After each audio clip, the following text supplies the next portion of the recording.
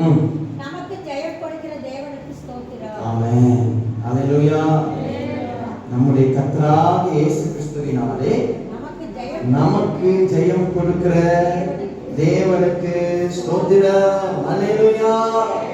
நமக்கு ஜெயம் கொடுக்கிற தேவனுக்கு ஸ்தோத்திரம். ஜெயம் வந்ததுக்கு அப்புறம் சோதனம் பண்ணணுமா? ஜெயம் கொடுக்கிறதுக்கு முன்னாடியே சோதனம் பண்ணணுமா? ஜெயம் கொடுக்கிறதுக்கு முன்னாடியே சோதனம் பண்ணணும். எத்தனை பேர் சோதனம் பண்றீங்க? இந்த வாரத்தில் நீங்க ஜெயம் கொடுக்க போவதற்காக ஸ்தோத்திரம். ஆண்டவர் இந்த மாதத்தை நமக்கு கொடுத்திருக்கிறார். கடவுள் கொடுக்கிற பெரிய கிஃப்ட் என்னன்னா, என்னை பொறுத்த வரைக்கும் நேரம். ஒரு நேரம், ஒரு நிமிஷத்தை கற்றுக் கொடுக்குறாரு. அதுதான் இருக்கிறது பெரிய வேல்யூவான ஒன்று. ஆமென் சொல்லுங்க பாருங்க. எத்தனையோ பேருக்கு கிடைக்கல சார். எவ்வளோ பணம் இருக்கு, காசு இருக்கு, நேரம் இல்லை, மறிச்சு போயிட்டாங்க. ஆனா ஆண்டவர் நமக்கு இந்த நேரத்தை கொடுத்து அவர் ஆராதிக்க இருப்பாரு. பெரிய பெரிய ஐஸ்வர்யவான்கள் கூட கிடைக்காத ஒரு மகிமை. ஆமென் சொல்லுங்க பாருங்க. அதுதான் கர்த்தர். எத்தனை பேர் நம்புறீங்க? ஆமென் சொல்லுங்க பாருங்க. 1 கொரிந்தியர் 15:57 நாம் வாசிச்சது போல நம்முடைய கர்த்தராகிய இயேசு கிறிஸ்துவினாலே நமக்கு ஜெயம் கொடுக்கிற தேவனுக்கு ஸ்தோத்திரம். அல்லேலூயா. பாருங்க, நமக்கு நேரம் இல்லை, கொஞ்சம் சீக்கிரமா ஒரு சில காரியங்களை வந்து சொல்லுங்க. ஜெயம் ஜெயம் சொல்லுங்க. ஜெயம் ஜெயம்ங்கிறது யாருக்கு சொந்தம்? ஜெயம்ங்கிறது யாருக்கு சொந்தம்னா, ஜெயம் என்பது கர்த்தருடைய பிள்ளைகளுக்கு சொந்தம். ஆமென் சொல்லுங்க. நம்ம அப்பா நமக்கு சம்பாதிச்சு வச்சிருக்காரு. உலகத்தில் இருந்த அப்பா அம்மார்கள் தன்னுடைய பிள்ளைகளுக்கு சம்பாதிச்சு வைக்கிறார்கள். நிறைய பேர் சொத்துக்களை சம்பாதிச்சு வச்சுட்டு போறாங்க, நிறைய பேர் கடனை சம்பாதிச்சு வச்சுட்டு போறாங்க. ஆனா இந்த அப்பாக்கள் எதை சம்பாதிக்கிறாங்களோ அது பிள்ளைகளுக்கு தான். அது நல்லதா இருந்தாலும் அது கெட்டதா இருந்தாலும் பிள்ளைகளுக்கு தான். ஆமென் சொல்லுங்க பாருங்க.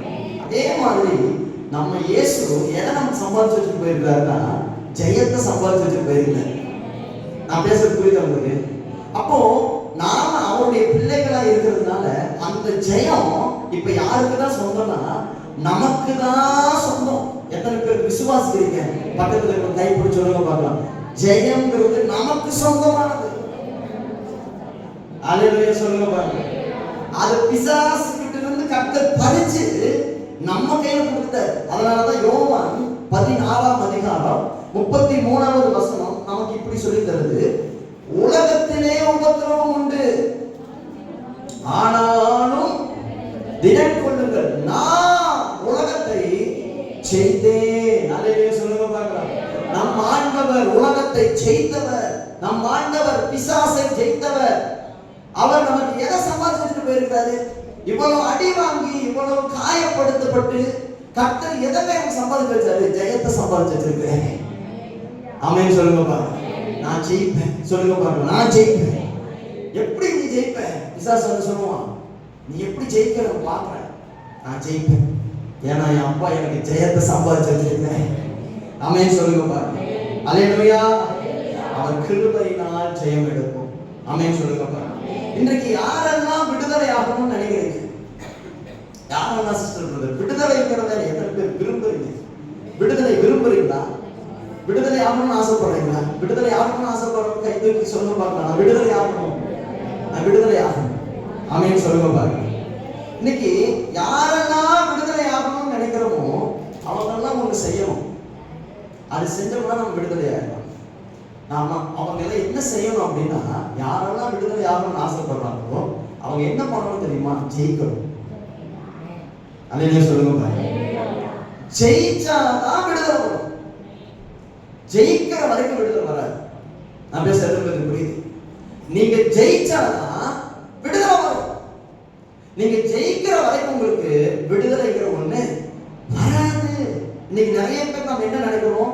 நம்ம எல்லாரும் என்ன ஆசைப்படுறோம்னா, ஆண்டவர்கிட்ட நம்ம அதிகமா ஜெபம் பண்றது என்ன? பிரச்சனை மத்தியில் விடுதலை தான் ஆண்டவரே, விடுதலை தான் ஆண்டவரே, இந்த பிரச்சனைக்கு விடுதலை இல்ல இல்ல இல்ல. இன்னைக்கு ஆவியானவர் அப்படி ஜெபிக்க கூடாதுன்னு சொல்லி தர்றாரு. அப்படி ஜெபிக்கலாம், ஆனா அதை விடவும் இன்னொரு ஜெபத்தை நீங்க செய்யறதுக்கு உங்களுக்கு உரிமை இருக்குது. அது என்ன ஜெபம் தெரியுமா? நான் விடுதலை ஆகணும்னு ஜெபிக்கிறத விட, நான் இந்த பிரச்சனையை ஜெயிக்கணும் ஆண்டவரே, நான் இந்த பிரச்சனையை ஜெயிக்கணும் ஆண்டவரே, நான் இந்த பிரச்சனையை ஜெயிக்கணும் ஆண்டவரே நீங்க ஜெபம் பண்ணி பாருங்க, விடுதலை தானா உங்களை தேடி வரும். எத்தனை பேர் நம்புறீங்க? எத்தனை பேர் விசுவாசிக்கிறீங்க? ஆவியானவர் கற்றுக் கொடுக்கிறாரு, கற்றுக் கொடுக்கிறாரு. இந்த வெளிச்சத்தை கொடுக்கிறாரு பாருங்க. இனிமேல் பிரச்சனையின் மத்தியில, போராட்டத்தின் மத்தியில நீங்க எனக்கு விடுதலை தாங்க ஆண்டவரேன்னு சொல்லக்கூடாது. நான் இந்த பிரச்சனையை ஜெயிக்கணும் ஆண்டவரே, நான் இந்த போராட்டத்தை ஜெயிக்கணும் ஆண்டவரே, நான் இந்த வியாதியை ஜெயிக்கணும் ஆண்டவரே, நான் இந்த அவமானத்தை ஜெயிச்சு வெளியில வரணும் ஆண்டவரே. ஏன் ஜெயிக்கணும்? ஏன்னா நான் உங்க பிள்ளை ஆண்டவரே. நீங்க ஜெயிச்சது போல நானும் இந்த பிரச்சனையை ஜெயிச்சுட்டு தான் வெளியில வரணும். எனக்கு கிருபையை தாங்க ஆண்டவரே. எத்தனை பேர் ஜெபிக்க போறீங்க? அல்லேலூயா சொல்லுங்க பார்க்கலாம். அல்லேலூயா. நீதிமொழிகள் 21வது அதிகாரம் 31வது வசனம் நமக்கு சொல்லிக் கொடுக்குது, குதிரை யுத்த நாளுக்கு ஆயத்தமாக்கப்படும், ஜெயமோ கர்த்தரால் வரும். எத்தனை பேர் விசுவாசிக்கிறீங்க? எனக்கு கர்த்தர் ஜெயம் கொடுப்பார். என் ஜெபம் மாறணும். இன்னைக்கு உங்க ஜெபம் மாறணும் சிஸ்டர். கர்த்தர் விரும்புறாரு பாருங்க. நான் விடுதலை ஆகணும்னு சொல்லாதீங்க, நான் ஜெயிக்கணும்னு சொல்லுங்க. நான் ஜெயிக்கணும் ஆண்டவரே, இந்த போராட்டத்துல ஜெயிச்சு நிக்கணும். ஆமென் சொல்லுங்க பாருங்க. அல்லேலூயா. கர்த்தர் பார்வோனை ஜெயிச்சதுனாலதான் இஸ்ரவேலுக்கு விடுதலை வந்துச்சு. உண்மைதானே? கர்த்தர் பார்வோனை ஜெயிச்சதுனாலதான் இஸ்ரவேலுக்கு விடுதலை வந்துச்சு. கர்த்தர் பிசாசை ஜெயிச்சதுனாலதான் நமக்கு ரட்சிப்பு வந்துச்சு. உண்மைதானே? அவர் ஜெயிக்காம விட்டுருந்தாருன்னா இன்னைக்கு நமக்கு எதுவுமே கிடைச்சிருக்காது. அதனால ஆவியானவர் சொல்லி தராரு, நீங்க எப்பவும் விடுதலைக்காக ஜெபிக்கிறத விட நான் ஜெயிக்கணும்னு சொல்லி ஜெபம் பண்ணி பாருங்க, அந்த ஜெபத்தின் வேல்யூ அதிகமா இருக்கும். ஆமென் சொல்லுங்க பாருங்க. அது அதனுடைய கிரியைகள் பயங்கரமா இருக்கும். ஆண்டவர் நிச்சயம் உங்களை ஜெயிக்க வைக்க வல்லமை உள்ளவராக இருக்கிறார். எத்தனை பேர் விசுவாசிக்கிறீங்க? எத்தனை பேர் நம்புறீங்க? ஆமென் சொல்லுங்க பாருங்க. இந்த மாதத்துல நம்ம கடந்த 5 நாட்களாக ஜெயத்துக்காக ஜெபம் பண்ணிட்டு இருக்கிறோம். பாத்தீங்கன்னா ஆவியானவர் அநேக வார்த்தைகள் மூலமாக பேசி ஜெபிக்க வைத்துக் கொண்டிருக்கிறார். இன்றைக்கு நாம் எதற்காக, நாம் இந்த 6வது நாள்ல நாம் எதற்காக ஜெபிக்க போகிறோம், எப்படி ஜெயிக்க போகிறோம் அப்படின்னு நம்ம பார்த்தோம்னா, யாரெல்லாம் இந்த மாதத்துல ஜெயிக்க போறாங்க தெரியுமா? யாரெல்லாம் இந்த மாதத்துல ஜெயிக்க போறாங்கன்னா, கர்த்தருக்காக நிக்கிற எல்லாரும் இந்த மாசத்துல ஜெயிக்க போறாங்க. அப்படியே சொல்லுங்க பாருங்க. யாரெல்லாம் இந்த மாதத்தில் ஜெயிக்க போகிறாங்க? கர்த்தருக்காக நிக்கிறவங்க, கர்த்தருக்காக நிக்கிறவங்க. எத்தனை பேருக்கு நான் பேசுறது புரியுது? ஆமென் சொல்லுங்க பாருங்க. நான் கர்த்தருக்காக நிற்கிறவர்களா இருக்கிறோம். வேதத்துல நீங்க பாருங்க, கர்த்தருக்காக நின்றவர்கள் சில பேர், அவங்க சரித்திரம் பைபிள் நமக்கு சொல்லி கொடுக்குது. ஆமென் சொல்லுங்க. ஆண்டவருடைய பிள்ளைகள் எப்பவும் ஒன்று புரிஞ்சுக்குங்க, நாம் தப்பிக்க நினைக்க கூடாது, நாம ஜெயிக்க நினைக்கணும். அல்லேலூயா சொல்லுங்க. நான் தப்பிக்க கூடாது ஆண்டவரே, நான் நிக்கணும். சொல்லுங்க பார்க்கலாம். நான் நிக்கணும். நான் தப்பிக்கிறவன் அல்ல, நான் நிக்கிறவன். என் கூட சேர்த்து சொல்லுங்க பார்க்கலாம். நான் தப்பிக்கிறவன் இல்ல, நான் நிக்கிறவன். பக்கத்துல கை பிடிச்சு சொல்லுங்க பார்க்கலாம். நீங்க தப்பிக்க கூடாது, நீங்க நிக்கணும். அல்லேலூயா சொல்லுங்க பாருங்க. அல்லேலூயா, அல்லேலூயா. கர்த்தருடைய ஜனமாகிய நாம் பிரச்சனைக்கு தப்பிச்சு போக நினைக்க கூடாது, நாம் ஜெயிக்கணும்னு நினைக்கணும். ஆமென் சொல்லுங்க பாருங்க. ஆமென். நீங்க வேதத்துல பார்க்க முடியும், சாத்ராக், மேஷாக், ஆபேத்நேகோ, தானியேல் 3ஆம் அதிகாரத்தை சீக்கிரம் எடுத்துக்கங்க. தானியேல் 3ஆம் அதிகாரம் அதுல 3வது வசனத்துல இருந்து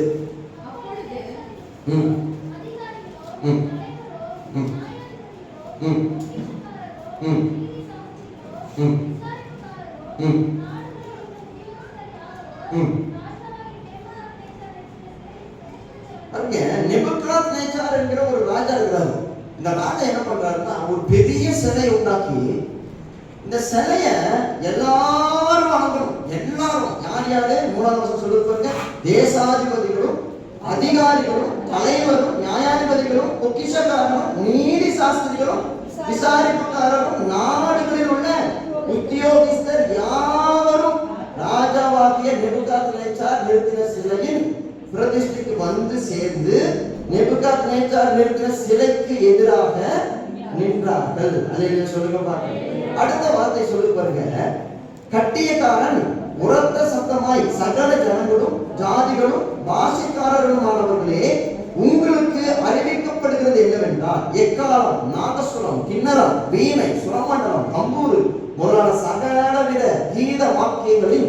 சத்தத்தை நீங்கள் கேட்கும் போது நீங்கள் தாழ விழுந்து ராஜாவாகிய நேபுகாத்நேச்சார் நிறுத்தின பொற்சிலையை பணிந்து கொள்ள வேண்டும்.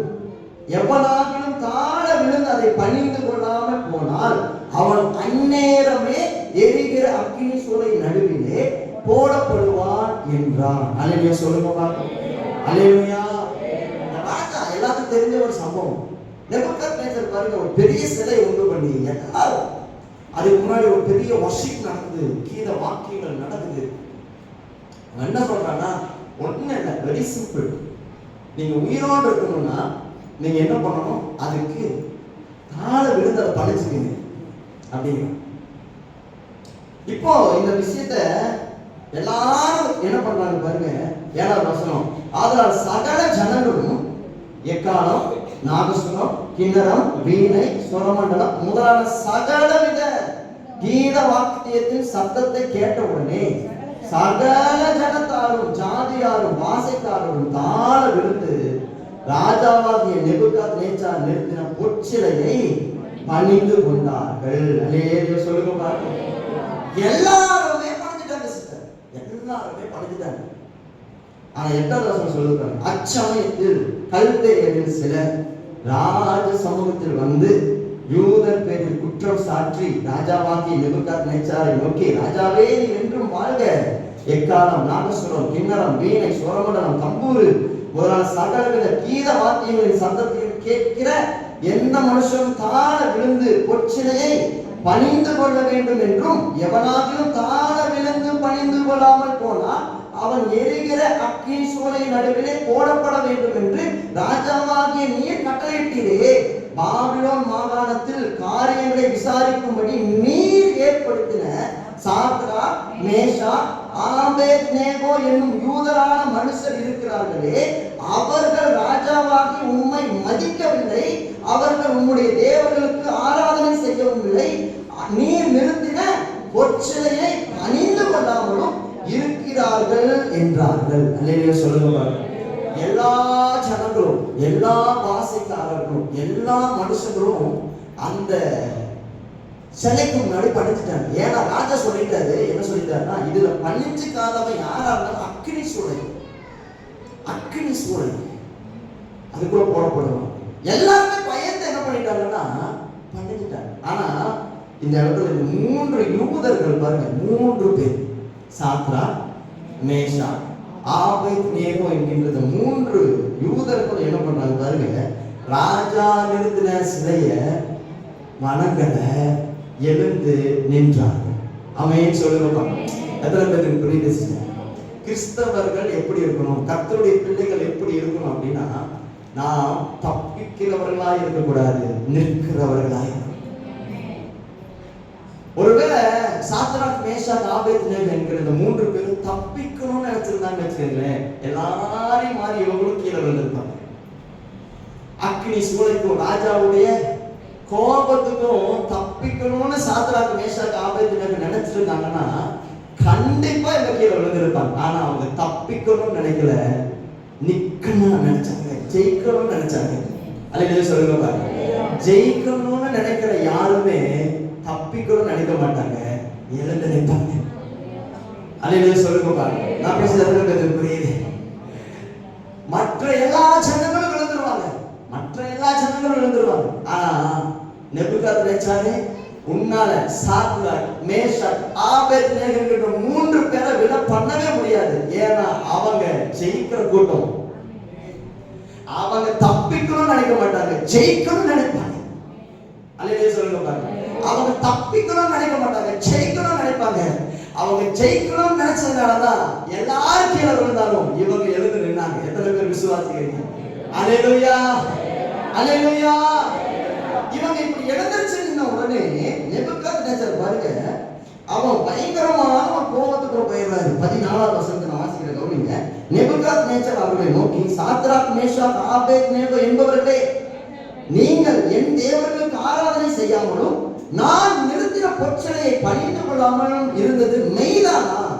இப்பொழுதும் எக்காலம், நாகசுரம், கிண்ணரம், வீணை, சுரமண்டலம், தம்பூரு முதலான சகலவித கீத வாக்கியங்களின் சத்தத்தையும் நீங்கள் கேட்கும் போது தாழ விழுந்து நான் பண்ணின சிலையை பணிந்து கொள்ள ஆயத்தமா இருந்தால் நல்லது. பணிந்து கொள்ளாதிருக்கிறார்கள் அந்நேரமே எரிகிற அக்கினி சூளையின் நடுவிலே போடப்படுவீர்கள். உங்களை என் கைக்கு தப்புவிக்க போகிற தேவன் யார் என்றார். அல்லேலூயா சொல்லுங்க. மறுபடியும் நேபுகாத்நேச்சார் ஒரு வாய்ப்பு கொடுக்குறான் தப்பிக்கிறதுக்கு. மறுபடியும் ஒரு வாய்ப்பு கொடுக்குறான் பாருங்க. தப்பிச்சுங்க, அக்னிக்குள்ள போன செத்து போயிருது, தப்பிச்சுங்க. ஆனா சாத்ராக் மேஷாக் ஆபேத்நேகோ என்ன சொல்றாங்க பாருங்க. 16வது வசனம். சாத்ராக் மேஷாக் ஆபேத்நேகோ என்பவர்கள் ராஜாவை நோக்கி, நேபுகாத்நேச்சாரே, இந்த காரியத்தை குறித்து உமக்கு உத்தரவு சொல்ல எங்களுக்கு அவசியம் இல்லை. நாங்கள் ஆராதிக்கிற எங்கள் தேவன் எங்களை தப்புவிக்க வல்லவராய் இருக்கிறார். அவர் எரிகிற அக்கினி சூளைக்கும் ராஜாவாகிய உம்முடைய கைக்கும் நீங்களாக்கி விடுவிப்பார். விடுவியாமல் போனாலும் நாங்கள் உம்முடைய தேவர்களுக்கு ஆராதனை செய்வதும் இல்லை, நீர் நிறுத்தின பொற்சிலையை பணிந்து கொள்வதும் இல்லை என்கிறது ராஜாவாகிய உமக்கு தெரிந்திருக்க கடவுது என்றார்கள். அல்லேலூயா சொல்லுங்க பாருங்க. அல்லேலூயா. அதுதான் நிக்கிறவங்க, அதுதான் நிக்கிறவங்க. எல்லாரும் விழுகிற மாதிரி இவங்க விட மாட்டாங்க. சபையில் 50 பேர் இருக்கலாம், 1000 பேர் இருக்கலாம், 1,00,000 பேர் இருக்கலாம். விழாம இருக்கிறவங்க 3 பேர் தான். ஆமென் சொல்லுங்க பாருங்க. நாம எந்த கேட்டகரியில் இருக்கிறோம்? நாம எப்படி இருக்கணும் தெரியுமா? ஜெயிக்கணும்னு நினைக்கணும். தப்பிச்சா போதும், இந்த பிரச்சனையிலிருந்து தப்பிச்சா போதும். எவ்வளவு நாள் தப்பிச்சு வருவீங்க? எவ்வளவு நாள் தப்பிச்சு வர முடியும்? இன்னைக்கு தப்பிச்சிட்டீங்க, நாளைக்கு மாட்டுவீங்க. ஆமென் சொல்லுங்க பாருங்க. தப்பிக்க அல்ல, ஜெயிக்க தான் கர்த்தர் நம்மளை அழைச்சிருக்கிறேன். உலகமே தப்பிக்கிறதுக்கு வர தேடுது, ஆனா நீங்களும் நானும் ஜெயிக்கிறதுக்கு தான் வர தேடணும். என் ஆண்டவர் என் கூட இருக்கிற சத்துருங்க, அவன் அக்கினி சூளையை தான் உண்டு பண்ணுவான். இப்படி இவங்க எதிர்த்து நின்னதுனால கர்த்தர் என்ன கைவிட்டுட்டாரு? இவங்க கைவிட்டுட்டாரா? வேதம் சொல்லுது பாருங்க. அந்த வசனத்தை எடுத்து வாசிச்சு பாருங்க. அந்த 23வது வசனத்துல வாசிக்கிறேன். சாத்ராக் மேஷாக் ஆபேத்நேகோ என்னும் அந்த 3 புருஷரும் கட்டுண்டவர்களாய் எரிகிற அக்கினி சூளையின் நடுவிலே விழுந்தார்கள்.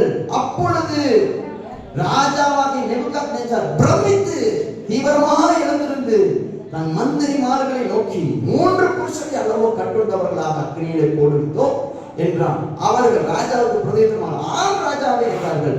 அதற்கு அவன், இதோ 4 பேர் விடுதலையாய் அக்கினியின் நடுவிலே உலாவுகிறதை காண்கிறேன், அவர்களுக்கு ஒரு சேதமும் இல்லை.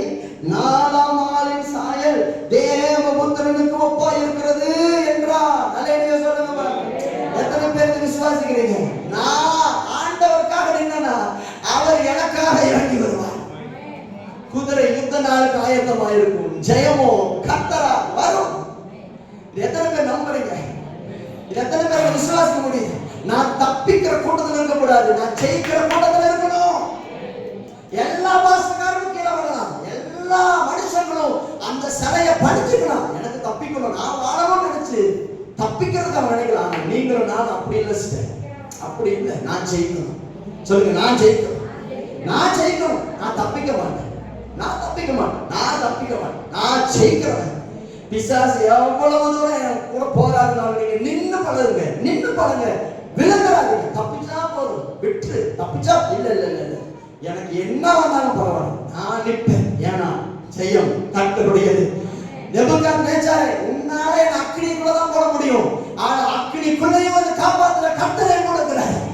உன்னால மிஞ்சி போட என்ன முடியும்? 7 மடங்கு அக்கினி சூடாக்க முடியும். ஆனா அதற்குள்ளே இறங்கி வந்து என் மேல கர்த்தர் பெரிய ஜெயத்தை வைக்க அவர் வல்லமை உள்ளவராய் இருக்கிறார். எத்தனை பேர் நம்புறீங்க? அல்லேலூயா. வெற்றி உண்டு, வெற்றி உண்டு, வெற்றி உண்டு. அல்லேலூயா. சத்தம் சொல்லுங்க பாருங்க. அல்லேலூயா, அல்லேலூயா. வெற்றி உண்டு, வெற்றி உண்டு. ஓ அல்லேலூயா, அல்லேலூயா. பாவையானவர் இன்றைக்கு ஒரு காரியத்தை நம்ம கற்றுக் கொடுக்கிறாரு. நான் தப்பிக்கிற கூட்டத்தில் இருக்கக்கூடாது, நான் ஜெயிக்கிற கூட்டத்தில் இருக்கணும். ஜெயிக்கிற கூட்டத்தில் இருக்கிறவனுக்கு அக்கினி சூளைங்கிறது கன்ஃபார்ம். ஆமென் சொல்லுங்க. ஜெயிக்கிற கூட்டத்தில் இருக்கிறவனுக்கு தான் சிங்கம் கட்டிக்கிறது கன்ஃபார்ம். ஆமென் சொல்லுங்க.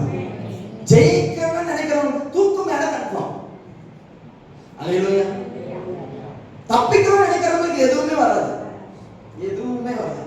அக்னி சூளைக்கும் அவங்க போக மாட்டாங்க, சிங்க கெட்டிக்கும் அவங்க போக மாட்டாங்க, தூக்கு மேடைக்கும் அவங்க போக மாட்டாங்க.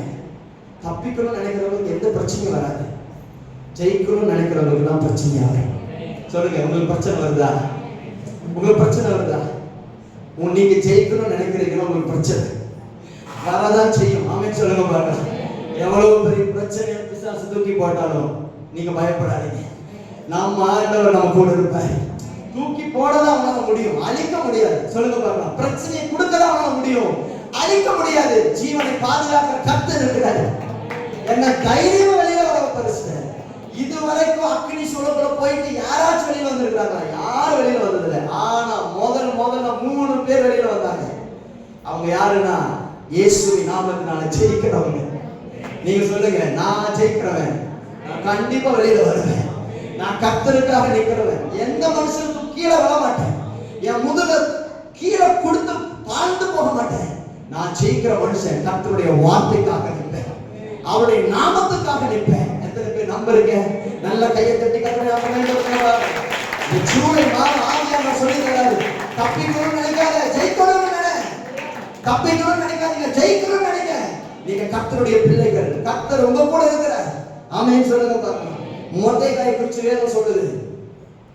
மொர்தெகாய் அந்த எஸ்தர் புத்தகத்தை எடுத்து இங்க வாசிச்சு பாருங்க. நேரம் இல்லாததுனால சீக்கிரம் ஒரு சில காரியங்களை மாத்த நாம் பார்ப்போம். மொர்தெகாய் அந்த எஸ்தர் 3ஆம் அதிகாரம் 1ஆம் வசனத்துல இருந்து அப்படியே வாசிங்க. 6 வசனங்கள்.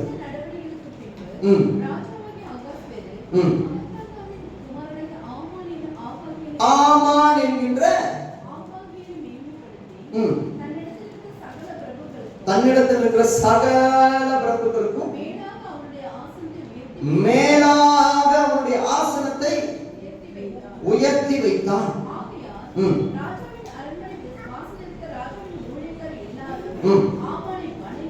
ஆமானை வணங்கி பாருங்க. ராஜாவாகிய அகாஸ்வேரு அப்படிங்கிறதான ஒரு ராஜா இருக்கிறார். அவர் பயங்கரமான ஆட்சி செஞ்சுட்டு இருந்தார்.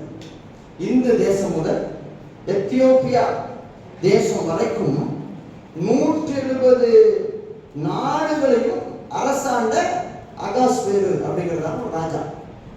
அப்ப இந்த பெரிய ராஜா, பெரிய ராஜா, இந்த ராஜா ஒரு மனுஷனை மேன்மைப்படுத்துறார். யார?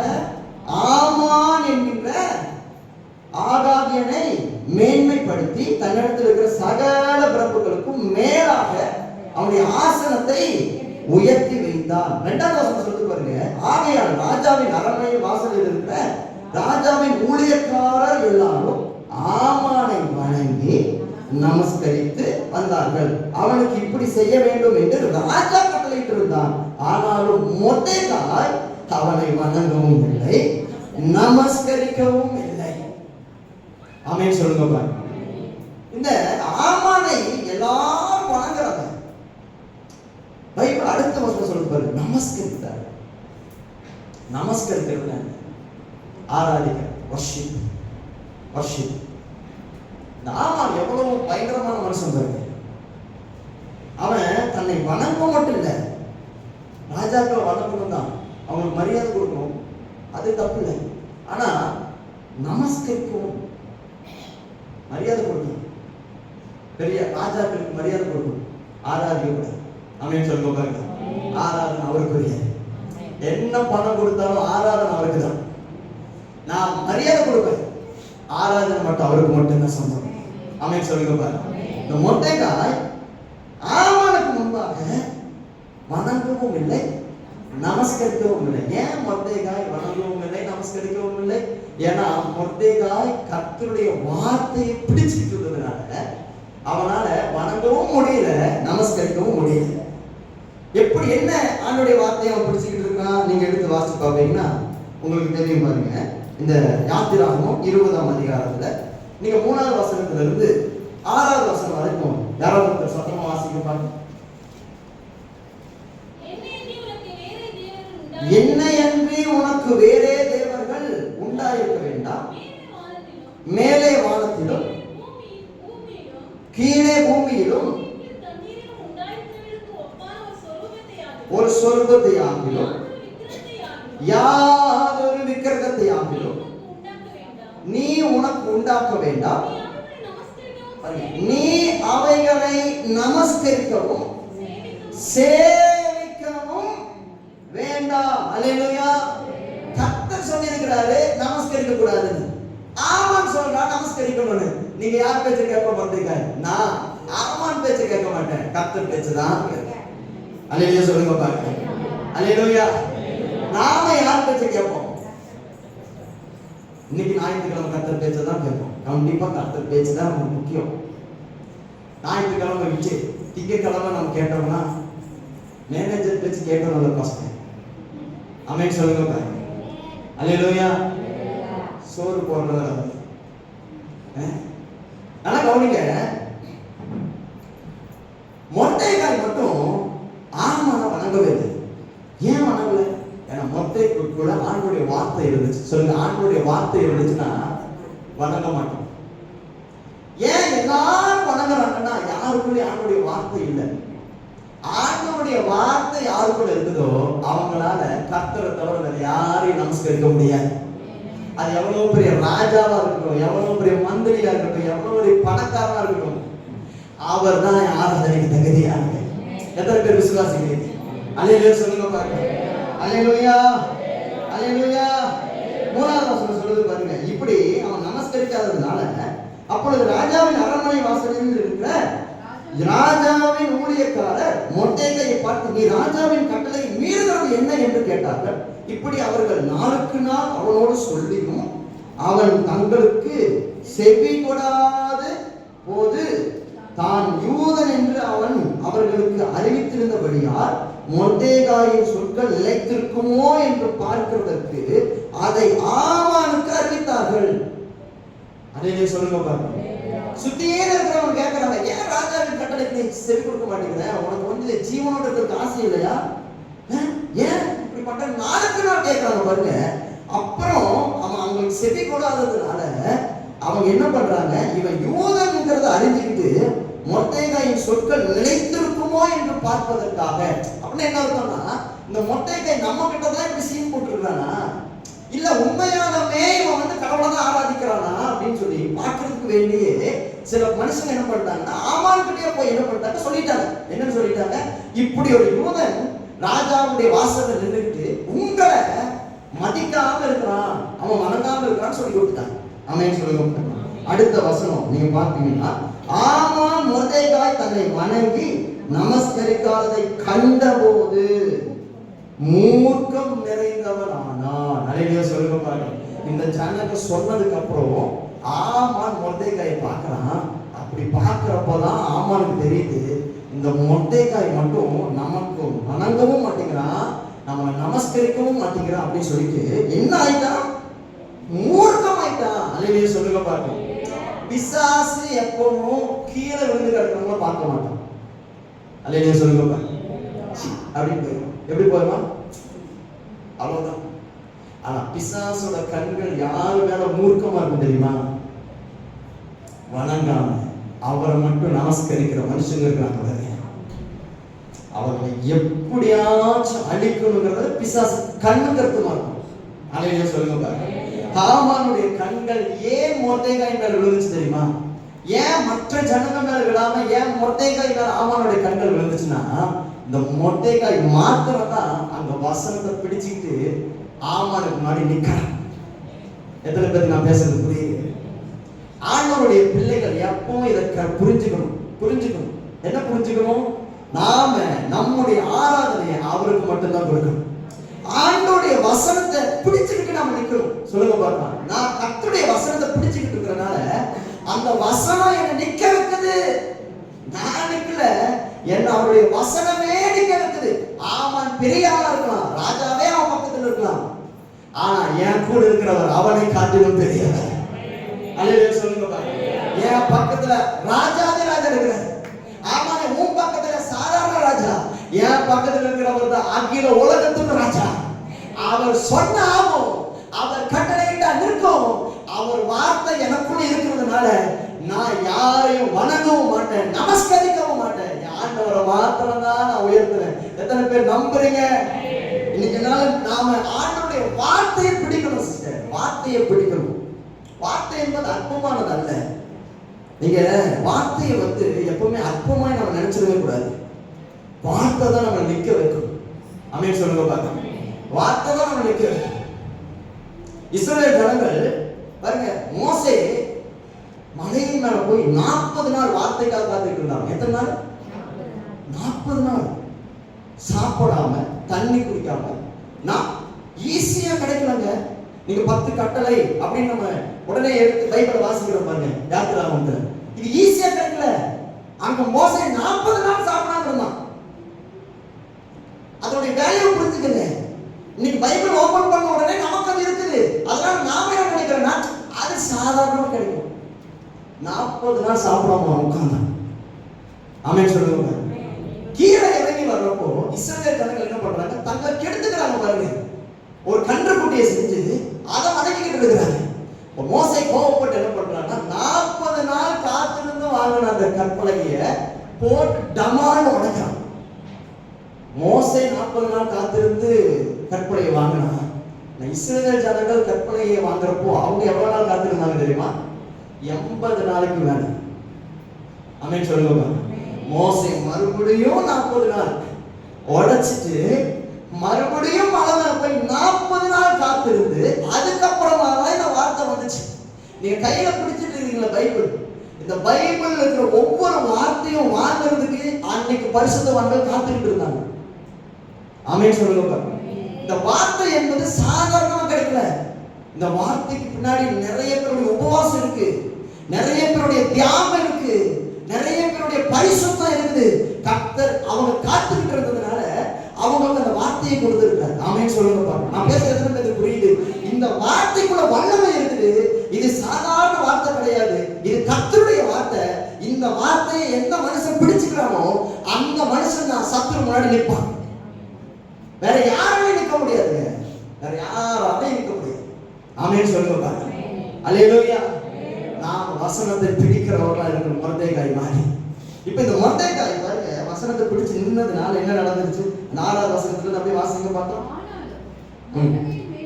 ஆனாலும் மொர்தெகாயின் மேல் மாத்திரம் கை போடுவது அவனுக்கு அற்ப காரியமாய் கண்டது. மொர்தெகாயின் ஜனங்கள் இன்னான்று ஆமானுக்கு அறிவிக்கப்பட்டிருந்தபடியால் அகாஸ்வேரின் ராஜ்யம் இருக்கிற மொர்தெகாயின் ஜனமாகிய யூதர் எல்லாரையும் சங்கரிக்க அவன் வகை தேடினான். அல்லேலூயா சொல்லுங்க பாருங்க. அவன் எல்லாரையும் சங்கரிக்கிறதுக்கு வகை தேடுறான். அப்படியே நீங்க 10வது வசனத்துல வாசிங்களேன். அப்பொழுது ராஜா தன் கையில் இருக்கிற தன் மோதிரத்தை கழற்றி அதை ஆகானியனான குமாரனும் யூதரின் சத்துருவுமாகிய ஆமானிடத்தில் கொடுத்து ஆமானை நோக்கி, அந்த வெள்ளியை நீ வைத்துக் கொள், அந்த ஜனத்திற்கு உன் இஷ்டப்படி செய்யலாம் என்றான். பாருங்க, எல்லா யூதர்களையும் கொல்லணும்னு ஆமான் முடிவெடுக்கிறான். ராஜாவும் அது ஓகே சொல்லிட்டாரு. இந்த செய்தியை கேட்ட உடனே மொர்தெகாய் என்ன பண்றாரு பாருங்க. 4ஆம் அதிகாரம் 1வது வசனத்தை நீங்க வாசிச்சீங்கன்னா தெரியும். நடந்த யாவற்றையும் மொர்தெகாய் அறிந்த போது மொர்தெகாய் தன் வஸ்திரத்தை கிழித்து ரட்டுடுத்தி சாம்பல் போட்டுக்கொண்டு நகரத்தின் நடுவே புறப்பட்டு போய் உயரமுள்ள மகா சத்தத்தோடு அலறிக்கொண்டு ராஜாவின் அரண்மனை வாசல் முகப்பு மட்டும் வந்தான். ரட்டுடுத்தவனாய் ராஜாவின் அரண்மனை வாசலுக்குள் பிரவேசிக்க ஒருவனுக்கும் உத்தரவில்லை. அல்லேலூயா சொல்லுங்க பாருங்க. அல்லேலூயா. வார்த்தையை பிடிச்சுக்கிட்டு இருக்கோம், சாம்பல் உட்கார்ந்து இருக்கோம், சத்துரு ராஜா பக்கத்தில் உட்கார்ந்து இருக்கோம். ஆமென் சொல்லுங்க பாருங்க. அல்லேலூயா. ஏன் மொர்தெகாய்க்கு இந்த நிலைமை? யோசிச்சு பாருங்க. ஏன் மொர்தெகாய்க்கு இந்த நிலைமை? ஏன்னா மொர்தெகாய் தப்பிக்கணும்னு நினைக்கல, ஜெயிக்கணும்னு நினைச்சான். அல்லேலூயா சொல்லுங்க பாருங்க. மொர்தெகாய் நின்னதுனால வந்த பிரச்சனை. சொல்லுங்க, மொர்தெகாய் நின்ன எல்லாரும் ஏன் சிஸ்டர் நிக்க முடியல? மொர்தெகாயா மட்டும் ஏன் நிக்க முடியல? ஏன்னா எல்லார்கிட்டயும் வார்த்தை இல்ல, மொர்தெகாய் கிட்ட மட்டும்தான் வார்த்தை இருந்துச்சு. இந்த வார்த்தையை பிடிச்சுக்கிட்டதுக்காக மொர்தெகாய் சாம்பலுக்கு போயிட்டான். ஆமென் சொல்லுங்க. இந்த வார்த்தைக்காக நின்னதுக்காக, நல்ல கவனிங்க, இந்த வார்த்தைக்காக நின்னதுக்காக, கர்த்தருடைய வார்த்தைக்காக நின்னதுக்காக மொர்தெகாய் சாம்பலுக்கு போயிட்டான். ஆனா மொர்தெகாயின் சத்துரு ஆமான் ராஜா பக்கத்துல ராஜ விருந்தோட இருக்கான். ஆமென் சொல்லுங்க பாருங்க. நீங்க எத்தனை பேருக்கு நான் பேசுறது புரியுது? நம்ம ஆண்டவருடைய வார்த்தைக்காக நின்னதுனால இன்னைக்கு சாம்பல்ல கிடக்கிறோம். இன்னைக்கு நம்ம ஆண்டவருடைய வார்த்தைக்காக நின்னதுனால இவ்வளவு பிரச்சனைகள் நாம் அடிபட்டு கிடக்கிறோம். ஏன் இவ்வளவு பிரச்சனை, ஏன் இவ்வளவு போராட்டம்? சில மனுஷங்க சொல்லுவாங்க பாருங்க, நீ என்ன ஓவரா இருக்க, நீமா எங்க மாதிரி நீ சந்தோஷமா இரு அப்படின்னு சொல்றப்ப கூட நாம எத்தனை பேர் சொல்லிருக்கீங்க? இல்ல, ஆண்டவருடைய வார்த்தைக்காக நான் நிற்கிற மனுஷன், எப்போ நான் விட்டு கொடுக்க மாட்டேன். எத்தனை பேர் சொல்லியிருக்கீங்க? உங்க வாழ்க்கையில நிறைய பிரச்சனை வரலாம் சார், உங்களை சாம்பல்ல ஆமான் தரலாம். ஆனா ஒண்ணு புரிஞ்சுக்கங்க, கர்த்தர் உங்க கூட தான் இருக்கிறாரு. ஆமென் சொல்லுங்க பாருங்க. ஆமான் ராஜா பக்கத்துல இருக்கலாம், உங்க சத்துரு உயர்ந்த இடத்துல இருக்கலாம். நீங்க நினைக்கலாம், ஆண்டவரே நான் எவ்வளவு உங்களுக்காக நிக்கிறேன், ஆனா நான் இன்னும் சாம்பல்ல கிடக்கிறேன். ஆனா என் சத்துரு அவங்க ராஜா பக்கத்துல நல்லா இருக்கிறான், அவன் இன்னும் உயர்றான், அவன் இன்னும் சந்தோஷமா இருக்கிறான், அவன் இன்னும் வாழ்ந்துட்டு இருக்கிறான். ஆனா உங்க வார்த்தைக்காக நான் வாழ்றதுனால நிக்கிறதுனால இன்னைக்கு நான் சாம்பலுக்குள்ள கிடக்கிறேன், நான் ஒண்ணுமே இல்லாம இருக்கிறேன். ஏன் ஒரு நிலைமை கேட்கிறீங்களா? இல்ல இல்ல இல்ல இல்ல, ஆமான் ராஜா பக்கத்துல உட்கார்ந்துகிட்டு இருந்தாலும் கர்த்தர் அங்க இல்லைங்க. நீங்க சாம்பல் உட்கார்ந்து இருந்தாலும் கர்த்தர் உங்க கூட இருக்கிறாரு. ஏன்னா நீங்க வார்த்தைக்காக நிக்கிறவங்க. எத்தனை பேர் நம்புறீங்க? நான் வார்த்தைக்காக நிக்கிறதுனால கர்த்தர் என் பக்கத்துல தான் இருப்பாரு. நான் வார்த்தைக்காக நிக்கிறதுனால கர்த்தர் என் பக்கத்துல தான் இருப்பாரு.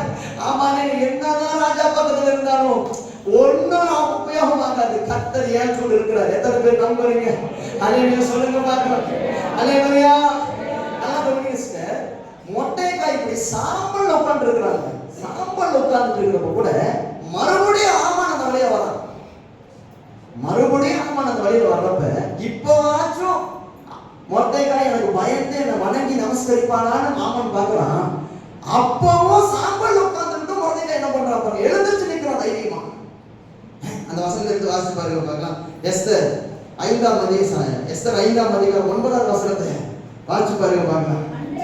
அன்றைய தினம் ஆமான் சந்தோஷமும் மனமகிழ்ச்சியுமாய் புறப்பட்டான். ஆனாலும் ராஜாவின் அரண்மனை வாசலில் இருக்கிற மொர்தெகாய் தனக்கு முன் எழுந்திராமலும் அசையாமலும் இருக்கிறதை ஆமான் கண்டபோது அவன் மொர்தெகாயின் மேல் உக்கிரம் நிறைந்தவனானான். அல்லேலூயா சொல்லுங்க பாருங்க. அல்லேலூயா, அல்லேலூயா. சாம்பல்லே கிடந்தாலும் கர்த்தருக்காக நிற்கணும். ஆமென் சொல்லுங்க பாருங்க. ஏன்னா பிசாசு கீழேயே தள்ளி அடிச்சு உதைச்சு நீ கீழே போ அப்படி சொன்னாலும் நீங்க எழுந்திருச்சு கர்த்தருக்காக நிக்கிறவங்களா இருக்கு. அல்லேலூயா சொல்லுங்க பாருங்க. அவனால என்ன பண்ண முடியும்?